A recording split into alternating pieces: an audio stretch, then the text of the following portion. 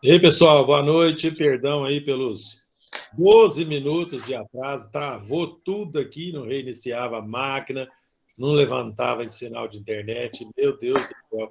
Justamente por ser a nossa última aula, né? Mas faz parte do desafio, né? São as interferências das mesas mediúnicas. Não é isso aí, Paulinho? Boa noite para Tá você. tranquilo. Boa Boa noite para noite. todos. Sejam todos bem-vindos. Começa aí, meu querido, senão nós vamos atrasar demais. Um beijo para vocês. Me perdoem aí que eu tive que desligar da tomada, fazer os cambal aqui para ver se funcionava. Mas está ainda em dia. Vamos terminar a nossa última aula com o maior carinho por vocês, pelo estudo, pela doutrina, porque eu sei que vocês merecem e nós estamos aqui para isso. Tá? Um beijo para vocês todos. Estarei aqui nas entrelinhas, como sempre. Fiquem com Deus. Boa aula. Boa noite, gente. Parece até que foi ontem que nós iniciamos esse curso, né? Já estamos aí hoje completando as 50 aulas aí do curso. E assim, coroar esses ensinamentos tão importantes aí para todos nós que trabalhamos nas casas espíritas, para todos nós que desenvolvemos as atividades nas reuniões mediúnicas, né? Para a gente encerrar esse assunto riquíssimo que a Evelyn trouxe para a gente com muita propriedade aí no decorrer, mais uma vez, dessas 50 aulas, né? Mais de um ano aí de curso. Olha como que o tempo passa depressa. Né? Hoje nós vamos falar a respeito dos espíritos sofredores que se manifestam nas reuniões mediúnicas em busca de auxílio, em busca de ajuda, espíritos que realmente necessitam do nosso apoio, necessitam do nosso carinho, da nossa atenção, enquanto encarnados aqui na Terra, e dessa mesma atenção, desse mesmo carinho por parte da equipe espiritual que trabalha nas casas espíritas. E, mais uma vez, eles é que coordenam esse trabalho de auxílio, de atendimento aos irmãos necessitados que nos procuram. E a gente tem que lembrar que quais são os espíritos sofredores que se manifestam nas reuniões mediúnicas, gente? A gente tem os mais diversos espíritos em sofrimentos que lá têm a oportunidade de buscarem ajuda.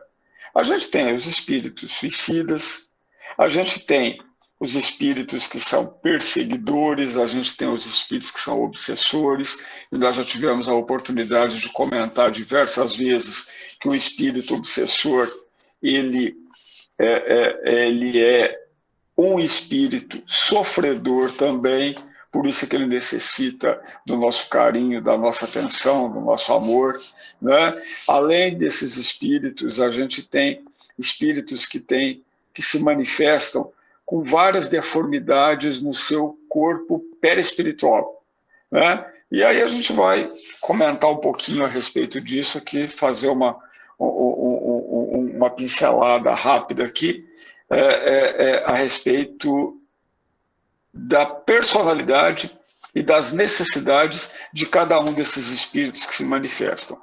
A gente tem que lembrar também da seguinte situação. Todos nós somos espíritos ainda imperfeitos em fase de processo de evolução. Todos nós. Às vezes, alguns espíritos imperfeitos que se manifestam nas reuniões mediúnicas, como o caso dos obsessores, né, são espíritos, gente, que eles não são maus. São espíritos que estão mal, em função do estágio de evolução deles ainda ser bastante atrasado. Mas o que é o mal? Na verdade, o mal é a ausência do bem. E esses espíritos obsessores, eles ainda não conhecem todos os ensinamentos que o Mestre Jesus, que é a perfeição, que é o nosso espelho, né? Eles ainda não conhecem esses ensinamentos de Jesus. Então, eles ainda estão muito atrasados na escala evolutiva. Mas, como que deve se dar o atendimento nas reuniões mediúnicas a esses espíritos sofredores? A gente tem que atender esses espíritos, gente, com amor, com carinho, com dedicação, com atenção. E a gente tem que lembrar também que, numa reunião mediúnica, uma equipe mediúnica, todos os integrantes da equipe mediúnica trabalham nesse atendimento a todos os espíritos em sofrimento que ali se manifestam. O que acontece é que aquela pessoa que está trabalhando como esclarecedor, ela se destaca mais no meio da reunião pelo fato de estar conversando com o espírito. Mas todos os componentes da reunião estão prestando o atendimento, o acolhimento, com carinho, com dedicação a todos os espíritos que estão ali presentes naquela reunião mediúnica, como nós já falamos diversas vezes aí nas reuniões anteriores. Agora, como que esses espíritos em sofrimento, como que eles se apresentam?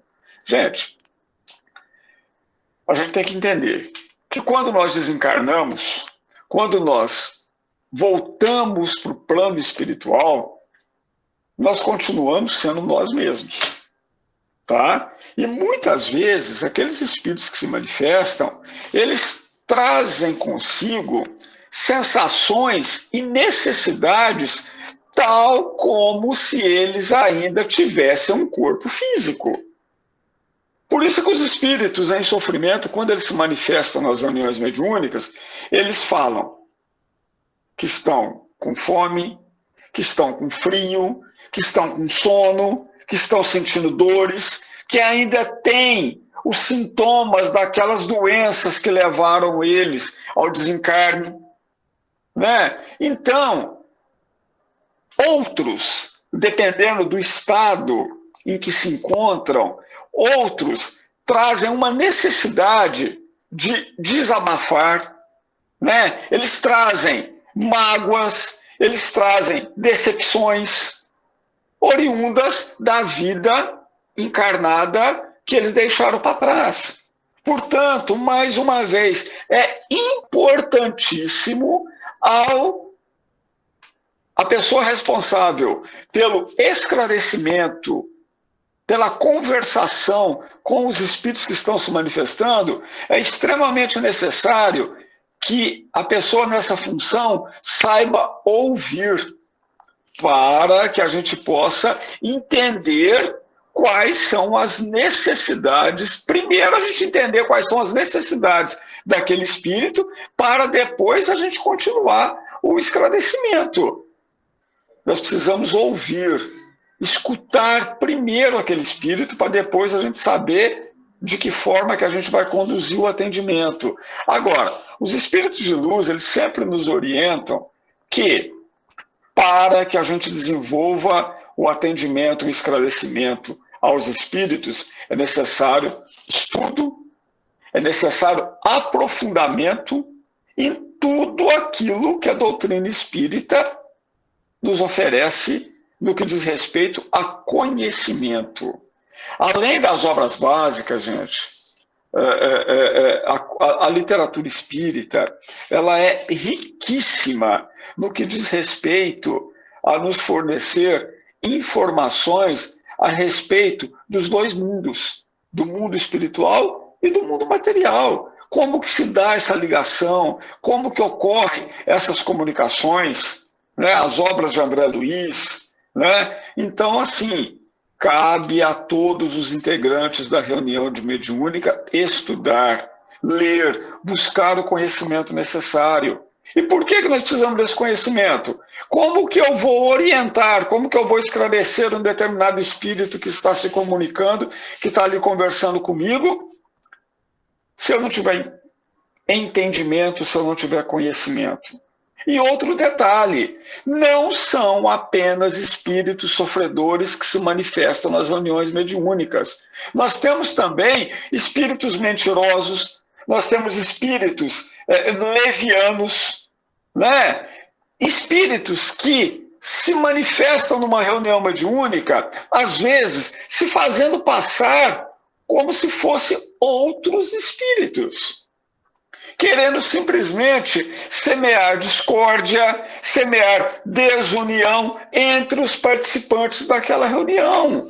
Então, eles são hábeis manipuladores de ideias, de sentimentos. E aí, cabe ao dirigente da reunião, cabe àquele trabalhador do esclarecimento, da orientação daquele espírito, em buscar, através do conhecimento, através da prática, buscar algum ponto que, porventura, aquele espírito tenha deixado descoberto para a gente conseguir pegar ele no pulo e desmascarar ele. Às vezes vem um espírito que se comunica 1, 2, 3, 4, 5 vezes em reuniões mediúnicas espaçadas, sempre com a mesma historinha, sempre leviano, sempre mentiroso. E cabe aos orientadores buscarem encontrar uma forma de desmascarar esse espírito, né? Isso já aconteceu conosco, eu já tive a oportunidade de presenciar isso em reuniões que eu já participei. Tá? Agora, quem são os portadores de sofrimentos graves que se manifestam nas reuniões mediúnicas? A gente pode começar falando dos suicidas. Gente, quem são os suicidas?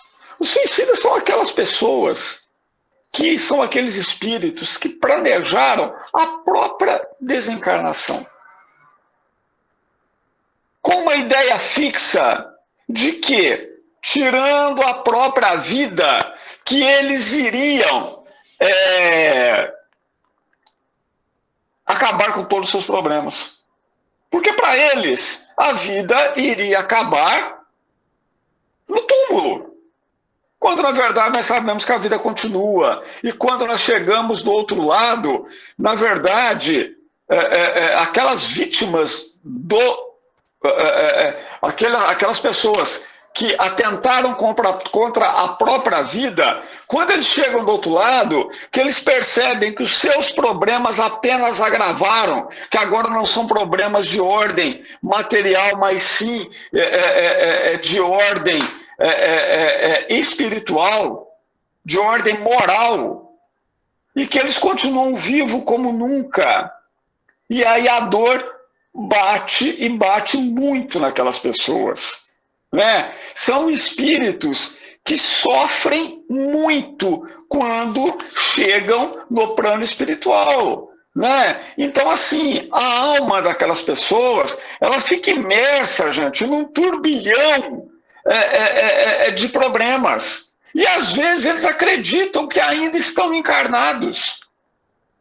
Às vezes eles chegam num estado de desespero muito grande e eles não sabem nem a forma, o que aconteceu com eles. Outros já sabem, outros ficam, às vezes a pessoa desencarna vítima de um tiro na cabeça.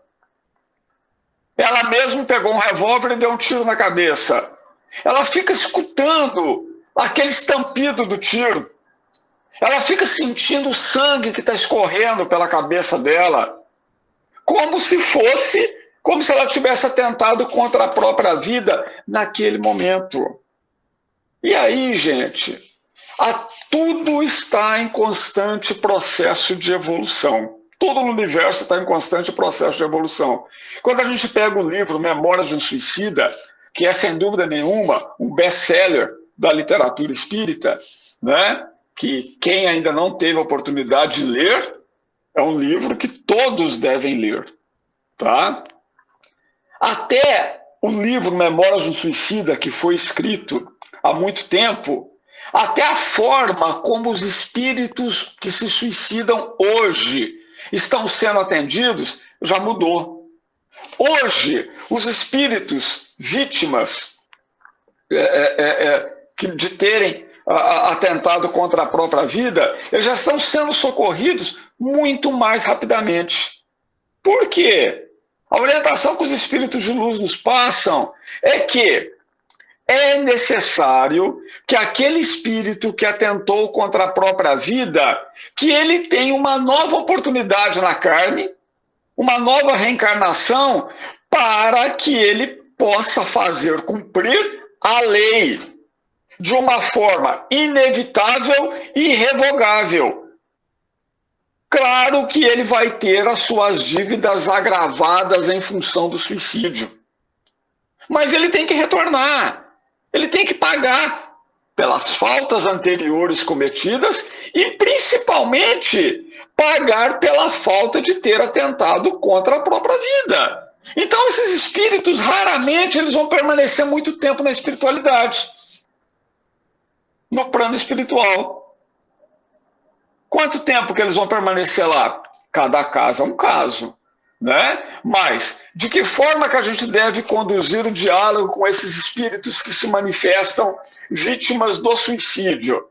Deve ser um diálogo, gente, cheio de ternura, cheio de carinho, cheio de amor, para que, através da condução desse diálogo, com carinho, com ternura, com amor, os trabalhadores espirituais possam usar as devidas energias magnéticas para justamente aliviar a dor daquele espírito que cometeu esse desatino contra a própria vida.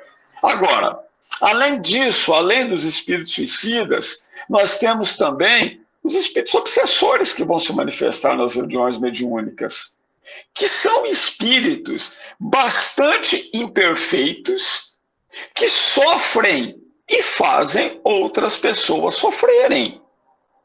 São espíritos que trazem consigo muita inveja, rancor, ciúme, todos os sentimentos ruins. E eles trazem esse sentimento com eles de modo que eles acabam perseguindo outras pessoas, como também eles são perseguidos.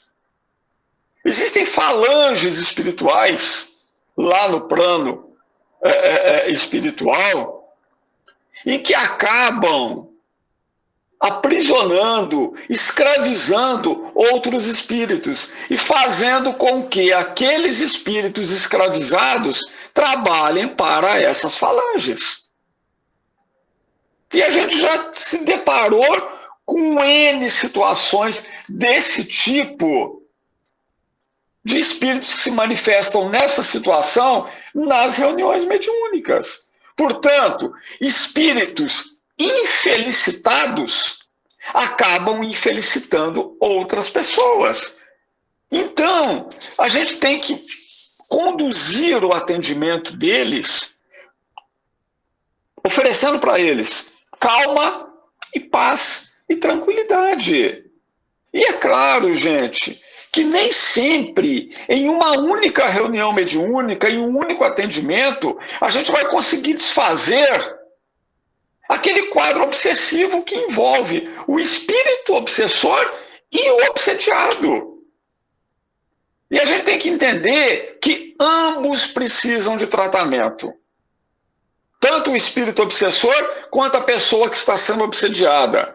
E muitas vezes, se a gente desligar o espírito obsessor de uma forma muito imediata, aquela pessoa que estava sendo obsediada continua doente, sente a falta do seu obsessor, sente a falta daquele espírito hospedeiro que estava ali sempre ao lado dela. E por quê? Porque existe uma ligação de vidas anteriores.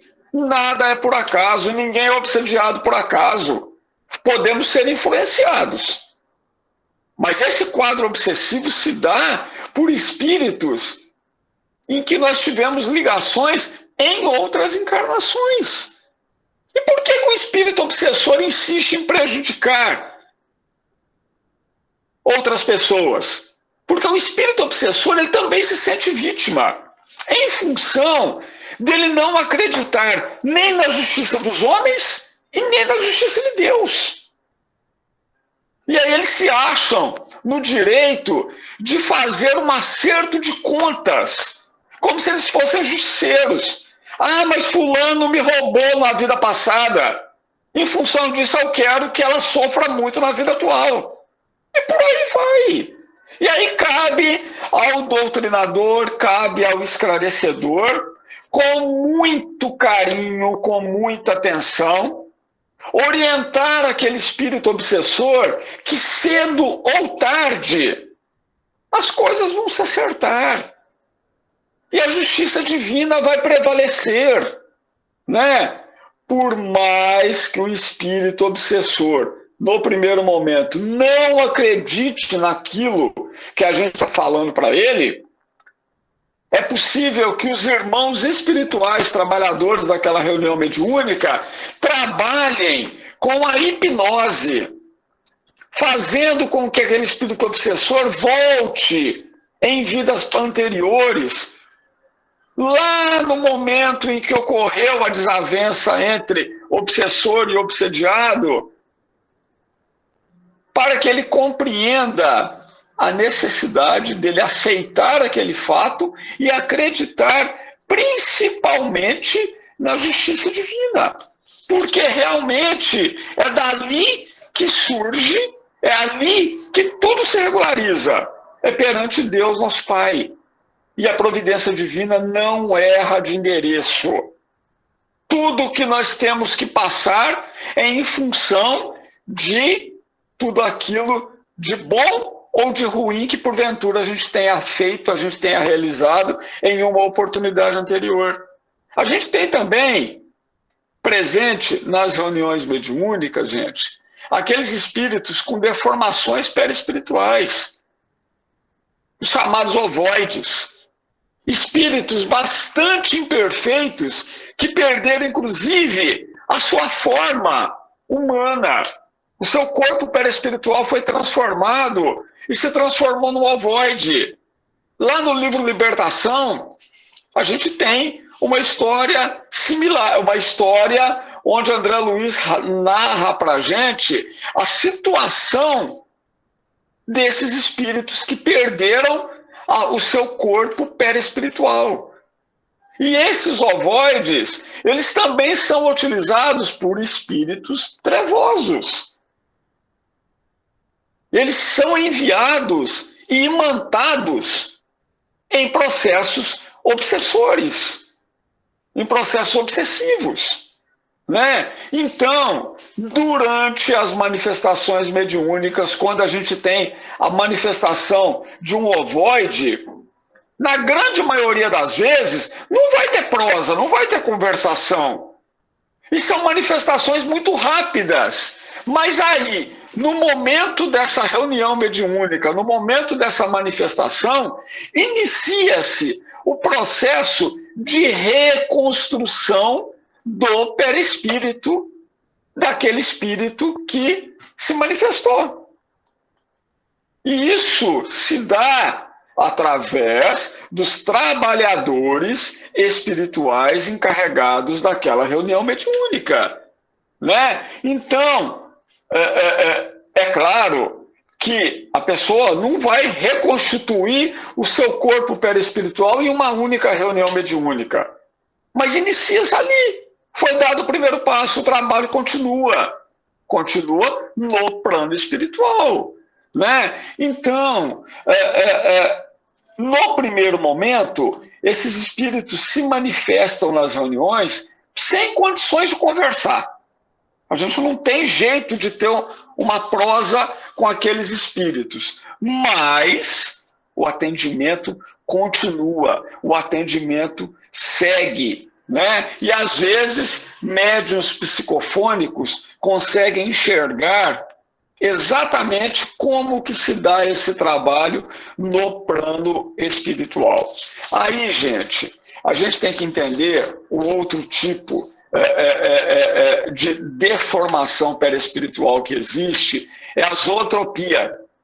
Na zootropia acontece o seguinte, como nós falamos que tanto o espírito obsessor, tanto ele persegue, como ele é perseguido, tanto quanto ele sofre, como ele causa sofrimento nas outras pessoas, essa zootropia vem a partir do momento em que esse espírito está sendo perseguido lá no plano espiritual. Nós já conversamos a respeito, em aulas anteriores, a respeito dos processos de obsessão, onde são processos de obsessão extremamente graves, onde chega-se à subjugação, onde a pessoa que está sendo obsediada, ela responde e aceita tudo aquilo que os espíritos querem que ela faça.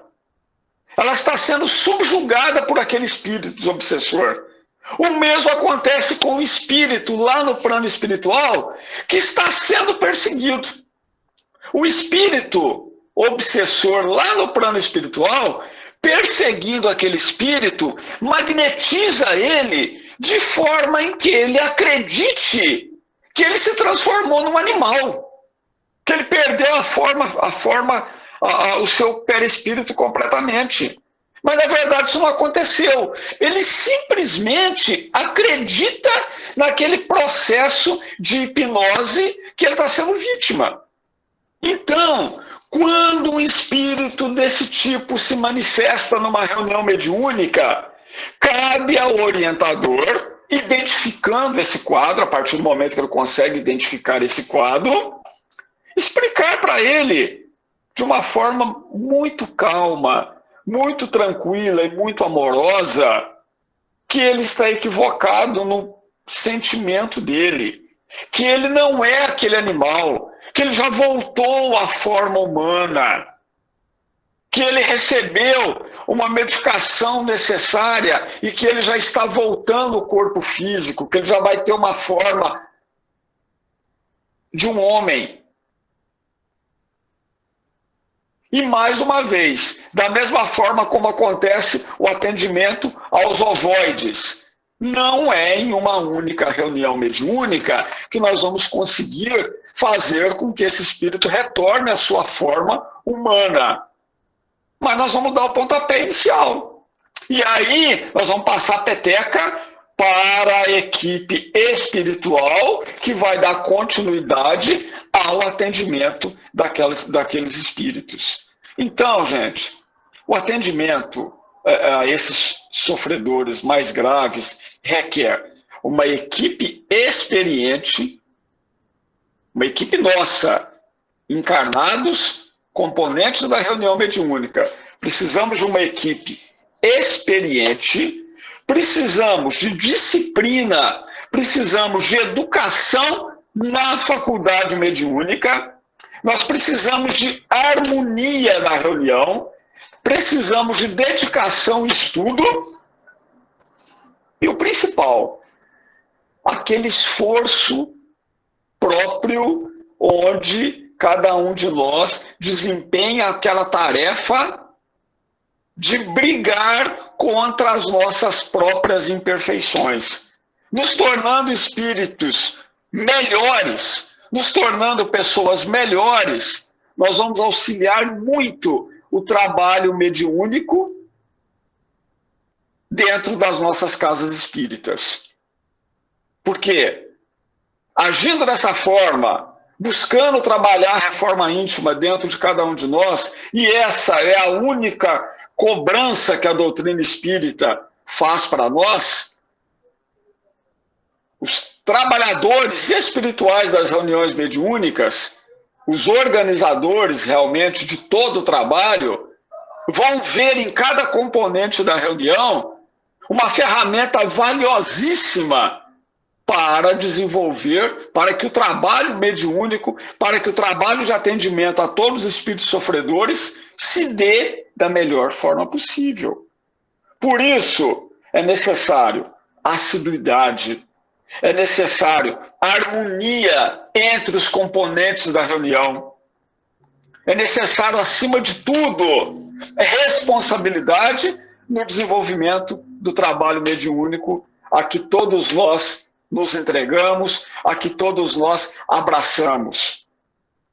É compromisso, é responsabilidade. Acho que com isso nós encerramos esse aprendizado, encerramos todos esses conhecimentos tão importantes e que cada um de nós possamos empregar esses conhecimentos dentro das casas espíritas que cada um de nós trabalhamos.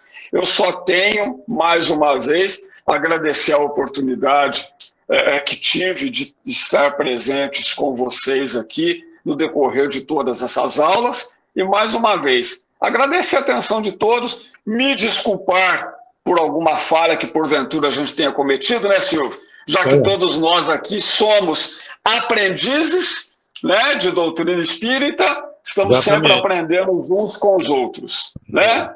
Muito obrigado, gente. O que a gente se propõe é estudar antes para discutir com vocês. A ideia sempre foi essa, né? Muito bacana. Aqui no chat hoje falaram um pouquinho, alguns mais ou menos aqui no de costume, e estivemos hoje em 15 pessoas, alguém já saiu aqui, tem 14. Dona Eliana aqui manifestando gratidão por a oportunidade valiosa de estudo no curso, necessários participando da reunião mediúnica. O Ike está dando aqui, manifestando gratidão também. A gente fica muito feliz. Paulinho. Aí, abriu o registro. Oi. Aí. Posso fazer uma... Eu tenho a impressão que eu sei da resposta, mas eu quero só uma confirmação sua.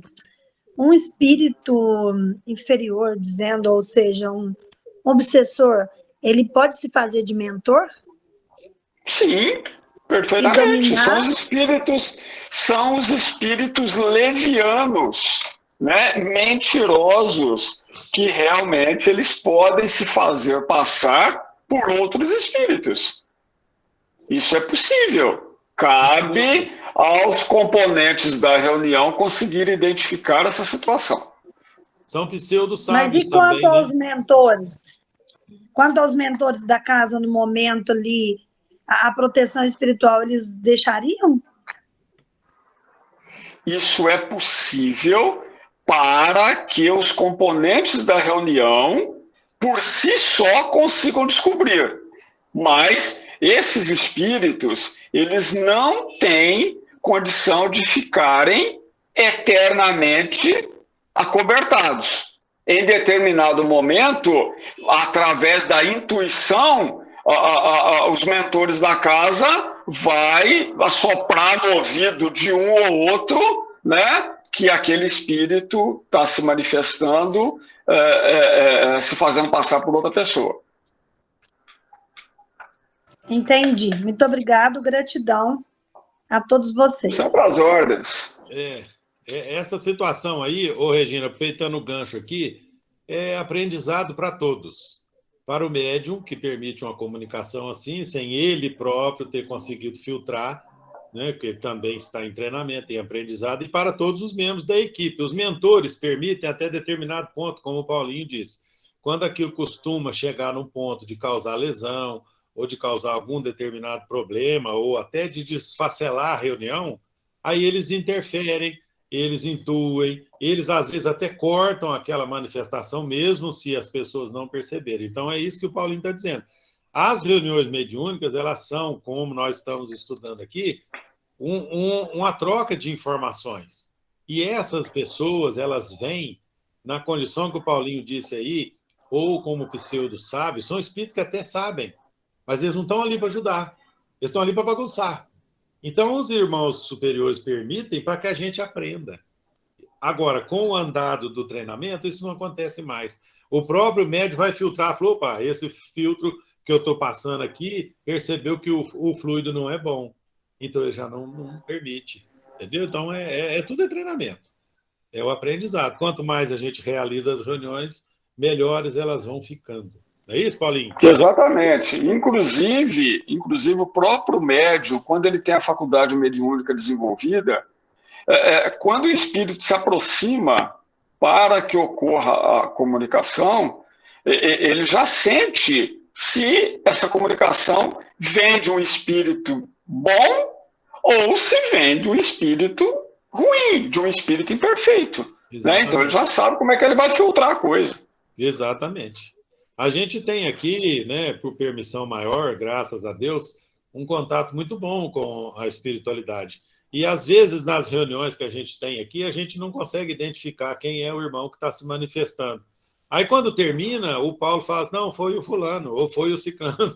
E a gente não estava nem sabendo quem que era o irmão que estava ali. Exatamente. E ele já consegue, com os anos que ele já tem de prática, ele já define de quem é esse ou aquele fluido. Então, não há, assim, no caso dele, como uma pessoa furtar a confiança dele numa comunicação dessa. Mas em treinamento acontece sim, gente, para a gente mesmo aprender, viu? Até porque, né, Silvio, cada médium tem uma percepção, cada médium, por exemplo, um sente mais energia, outro sente menos. Um dá a passagem de uma forma, um tem clarividência, outro não tem. Então, nenhum vai ser igual, né? Claro. Então, corre-se o risco, né, mesmo. Muito obrigado, viu? Nossa, nós estamos às ordens. Eu estou lendo aqui, Paulinho, que, ó, a dona Eliana agradecendo a você e a mim aqui pela riqueza de apresentação dos conteúdos. Gente, nós somos só ferramentas. Sempre às ordens. Né? Nós estamos aqui de ponte, fazendo a nossa parte, como eu disse agora há pouco. A gente estuda, peleja, prepara e faz a apresentação para vocês. Não somos experts. Temos só um pouquinho de prazo a mais do que vocês nessa lida, né, Paulinho? Exatamente. Um bolinho a mais. Então, não é? É isso aí. Nós estamos tudo junto, gente. Se precisar de nós estamos tudo junto. A doutrina espírita está aí, para a gente desenvolver dentro dela. Se precisar de mim, do Paulinho, de algum de nós aqui, estamos com um problema aqui, a gente chama que a gente se ajeita e vai ajudar a resolver. Não é um bicho de 7 cabeças, não. A gente está junto, não é à toa. Tô certo, Paulinho? É isso aí. Então, precisando, nós estamos encerrando o curso, mas nós não estamos encerrando o contato, não estamos encerrando o assunto, muitíssimo pelo contrário. Ainda tem muita coisa para a gente aprender nessa lida aí. E é só no dia a dia mesmo. E discutindo, conversando, gravando as reuniões, isso é muito importante. Né, Paulinho? Filma a reunião, depois você assiste, a diretoria assiste, né, para ver o que foi que aconteceu. É bacana para a gente ver onde erramos, o que a gente fez que podia ter sido melhor. O Ike está dizendo aqui, eu geralmente estou em aula nesse horário, então muito obrigado por organizar o conteúdo no YouTube. Está sempre lá, Ike. Daqui a pouco essa última aula já vai estar lá. Viu? E fica à disposição. Qualquer dúvida, chama a gente. Chama no grupo, chama particular, não há problema algum. Viu? Nós estamos à disposição. Mais alguma coisa aí, Paulinho? 21 horas e 20 minutos. A última aula é assim, né? Como a primeira também, costuma demorar, né? Eu acho que está bem completo o conteúdo aí. Eu acho que a gente pode encerrar, né? E se alguém precisar de alguma coisa, a gente está sempre aí à disposição. Está aqui a Regina dando boa noite. Gente, boa noite para vocês, então. Obrigado, Paulinho, aí pela companhia nesse tempo todo. São 50 semanas, é um ano, né? Que são 52 no ano, então foram 50 aulas. Demorou mais de um ano pelos os atropelos e uma ou outra terça que a gente não teve aula, mas estamos encerrando grandemente aqui um trabalhão que nós tivemos de estudo da mediunidade. Ficamos muito felizes, agradecemos a vocês pela confiança no Grupo Espírita Guerreiro de Cristo. Nós continuamos à disposição de vocês, não se esqueçam, de todos vocês. Um grande abraço, encerramos por aqui, vamos programar novas aulas, novos cursos assim que for possível. As casas espíritas já estão voltando, e a nossa também já. E assim que der, a gente retorna, chama vocês, vão participar, ok? Beijo no coração, Jesus com todos, um grande abraço, até a próxima, tchau, tchau.